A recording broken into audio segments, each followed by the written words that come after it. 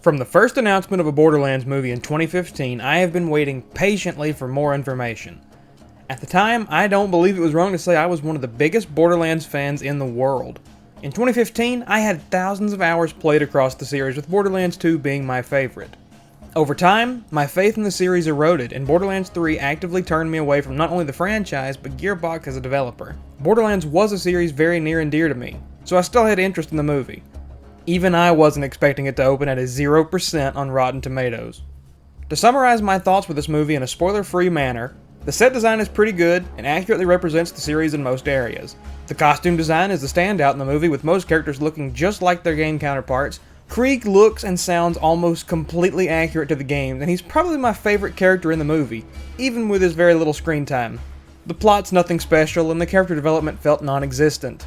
The score was forgettable, which is disappointing considering Steve Jablonsky's work on Gears of War is spectacular, and I even like the work he did on the Transformers movies. The actors were given practically nothing to work with, and it shows. Most of them hadn't or haven't played the games or knew anything about the characters, with Tiny Tina's actress using Harley Quinn of all characters as a reference instead of Tiny Tina. Cate Blanchett, Kevin Hart, and Jamie Lee Curtis all feel like they were wasted here. Jamie Lee Curtis as Tannis is unimportant to the story and feels like she doesn't even need to be in the movie. She wasn't given enough development to work with. Cate Blanchett plays Lilith as mostly deadpan and apathetic for nearly the entire movie, when she could have been given more personal stakes and had something to work with to make the performance worthy of the actress. Borderlands isn't Shakespeare, but it's not a completely stupid story. There are several elements to the franchise that carry weight and honestly rival some of the better stories I've seen or read.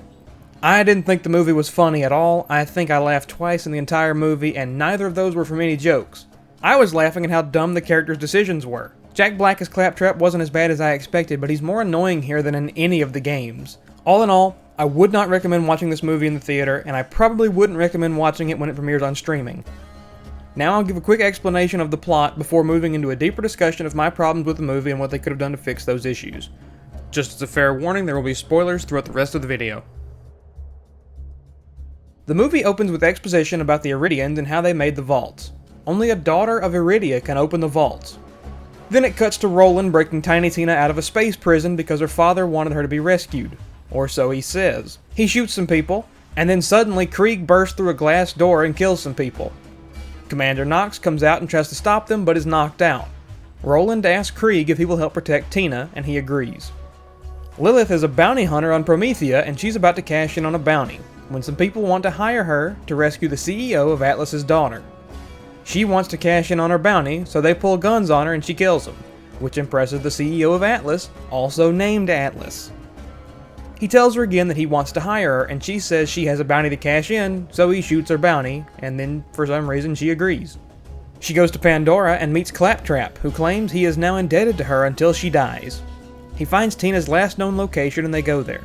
Lilith sees a psycho locking children in cages, and she kills him and frees the kids. Not because it's the right thing to do, but because she wants a ride. They find Tina, and Tina blows the building up.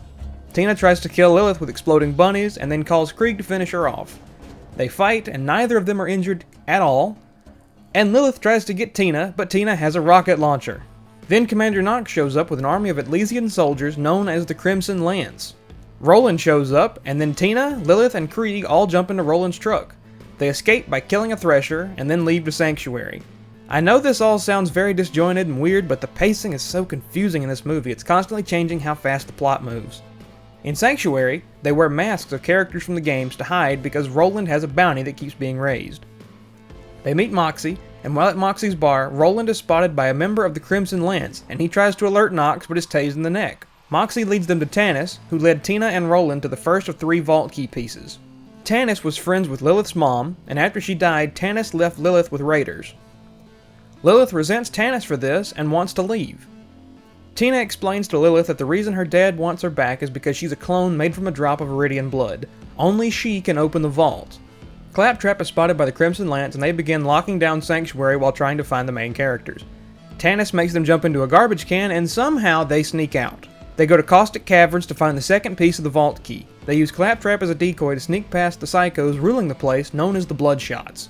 They immediately find the second piece, and a fight ensues, which is easily the best scene in the movie, and Roland is left behind and gets a fake-out death while the rest of the characters escape the horde of psychos. The third piece of the key is actually Tina, who unlocks a new teleporting power and saves the crew because she has the Iridian blood. Tannis discovers the location of the vault using the keys, so Lilith thinks about calling Atlas to get Tina, but decides against it, and realizes they've been tracking them the whole time. Tina eavesdrops and tries to kill Lilith, who is knocked unconscious while Tina, Tannis, and Krieg leave. Lilith wakes up and takes Claptrap to a nearby town, her hometown actually, where her mother was killed. Then Claptrap pulls an R2-D2 after seeing a drawing and shows a recording from her mother, who was actually researching spiders in the Amazon— Wait, wrong, bad movie, sorry about that. It's revealed that Lilith is actually the Firehawk, the actual mythical daughter of Iridia. Tannis, Tina, and Krieg go to the location of the vault and try to open it, but nothing happens. They're ambushed by Atlas, an army of Crimson Lance, and another army of Bloodshots who are now working with Atlas. Roland arrives and tries to kill Atlas, but he has a shield on and the bullets can't hurt him. Atlas orders all of them except Tina killed, and Nox steps in and stops their execution. She is immediately disintegrated by a giant Atlesian ship, and then Lilith shows up and tells Atlas to let them go and she'll open the vault. And he says he will. Lilith unlocks her powers and begins buffing her team, and they do a big fight where they're all basically invincible until they aren't, and they kill everyone except for Atlas, and he takes Tina hostage and demands Lilith open the portal, and she does. Lilith taunts Atlas inside the vault and then takes his shields using her teleporting, and then he is dragged away by a tentacle monster.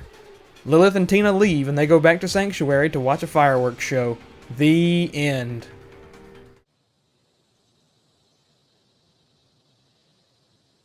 The whole movie just feels so disjointed, like several creative visions mashed together with no clear focused direction. And then, over and over and over. Some movies are saved in the editing room, but this one feels like most of the movie was cut out of this one. Like I said earlier, the Borderlands series isn't Shakespeare, but all of the games have far more direction and setup than this movie does. I honestly felt lost watching parts of this. Why did the Crimson Lance not check the garbage can when they have Sanctuary on lockdown? How does Roland know where the vault is? How does Atlas know where the vault is? Why does Nox try to reason with Roland before she dies? Why is Atlas working with the Bloodshots? Why was that never set up in the movie before the actual fight? Is it because you wanted to have a big battle at the end of the movie? Why is the plot armor so heavy on every character except for Nox? She is the only named character that dies on screen. Why did Crom have the design of Mouthpiece from Borderlands 3? Wait, Crom was in the movie? Yes, he was, but has nothing to do with the story, and they just wanted to have a cool-looking bad guy. Why did Atlas need Lilith specifically to rescue Tina? Why did Roland break Tina out? That one is entirely unexplained in the movie. He says Atlas asked him to break her out, but apparently he didn't, so why did Roland even do it? You may think I'm nitpicking, but some of these issues are the only reason the plot can continue. If you have a scenario where your story ends if you can't find a way around it, and you write everyone to just be so dumb that your characters survive, you have failed as a writer. The movie shouldn't leave you with such massive issues you have no possible reason for why these characters do the things they do. Besides, I haven't even gotten to any nitpicks yet, so just bear with me. This movie is a mess, riddled with plot conveniences, bad pacing, little to no character development, and some genuinely bad dialogue. Let's talk about that convenience for a few minutes. For instance, when Lilith goes to her home for the first time in decades, Claptrap sees a random drawing and suddenly starts playing the recording of her mom. Claptrap says at the start of the movie he is the last CL4P-TP steward bot. How lucky is Lilith that the bot that her mom found is the only one left on the entire planet, and that Lilith ran into him at all on the planet of Pandora. Borderlands 1 doesn't have this plot point, but Borderlands 1 also has dozens of bots all around Pandora, and gives you an explanation over the game and its expansions as to why Claptrap is the last of his kind. The movie doesn't get the benefit of that because it's disconnected entirely from the games. Actually, while I'm thinking about it, why does Claptrap wake up randomly after Lilith arrives in Firestone? He even says he's been lying dormant under a trash heap for 36 years. He reactivates because she landed on Pandora, and because her mom programmed him to find her. But what's the catalyst for him waking up? It doesn't make any sense. Roland, Tina, and Krieg were on Pandora for weeks. Why did Atlas hire a single bounty hunter instead of sending the entire Crimson Lance to scour the planet? How lucky is it that Krieg and Lilith never hurt each other while fighting? She has an infinity pistol and neither of them have shields, and Krieg has very, very little armor. Krieg also holds no resentment towards Lilith after she tries to take Tina away from him. Why does Krieg grab Claptrap and drag him into the car while they're escaping the Crimson Lance? Krieg doesn't know Claptrap or even that he's with Lilith. He only knows that he's yelling.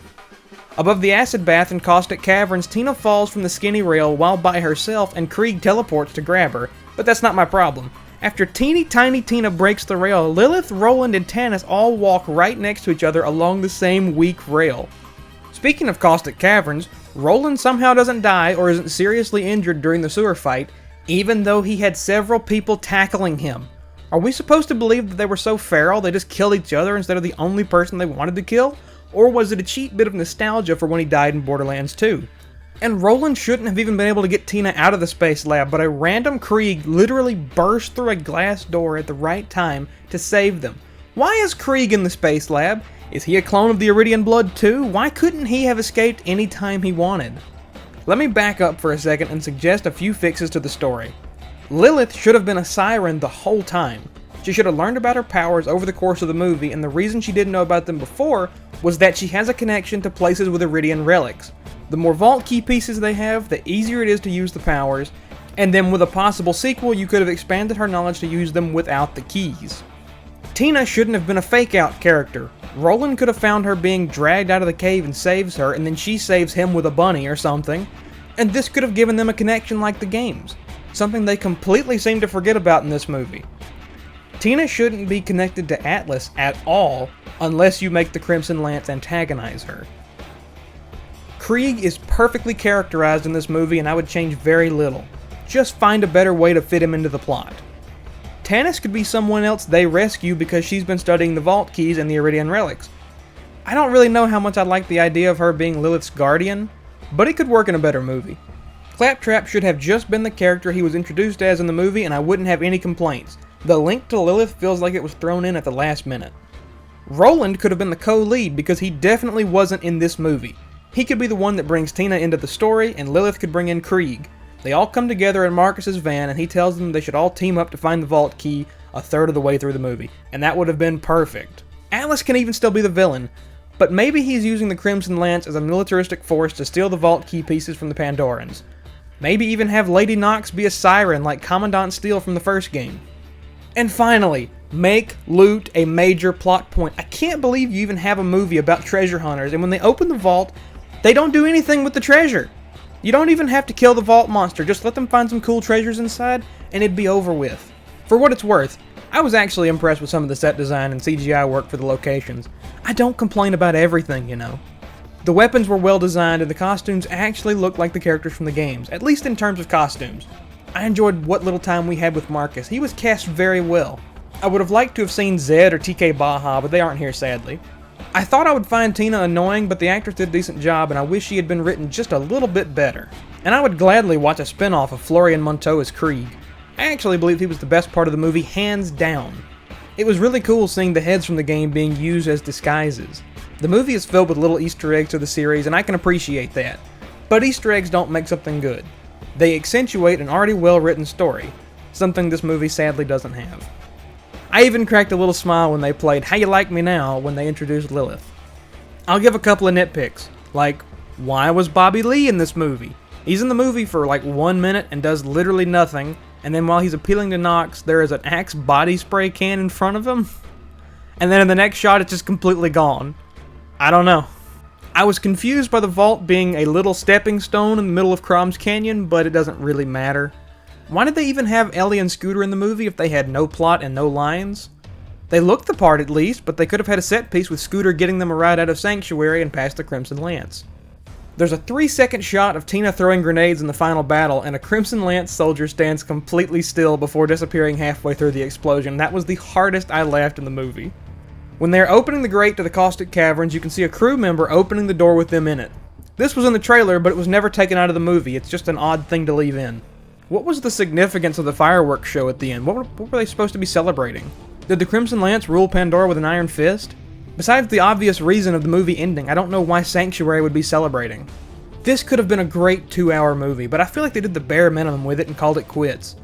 I'm pretty comfortable giving it a 3 out of 10. Not the worst movie ever made, not even close, but worse than it being bad, it's boring to watch.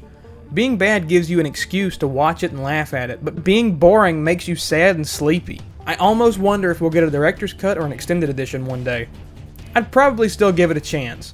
Bad movies have cult followings that follow them forever. Boring movies are forgotten a year or two after release. If they took the criticism from the fans and used that to develop a better sequel, sort of like what they did with Borderlands 1 and 2, I'd be there day one.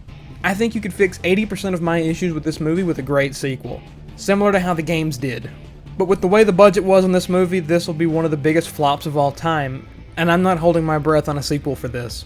Since the movie has released, several statements have been made by the head of Gearbox, Randy Pitchford. Randy has gone completely nuts on Twitter, blocking people over their opinions on the movie, including Borderlands YouTubers who've been promoting their games far better than Gearbox ever has. This is doing more damage to the franchise than he thinks, but it'll probably blow over quickly. It'll just be added to the list of things Randy's already done. That's enough of my rambling on about this movie. I'm extremely interested in hearing what you thought of it. Let me know in the comments below whether you loved it or hated it, and if you liked any of my changes or if I missed anything in terms of the story. I'm almost certain I didn't call everything out, and I'm sure I missed some things. Thanks so much for watching, and I hope you have a great rest of your day.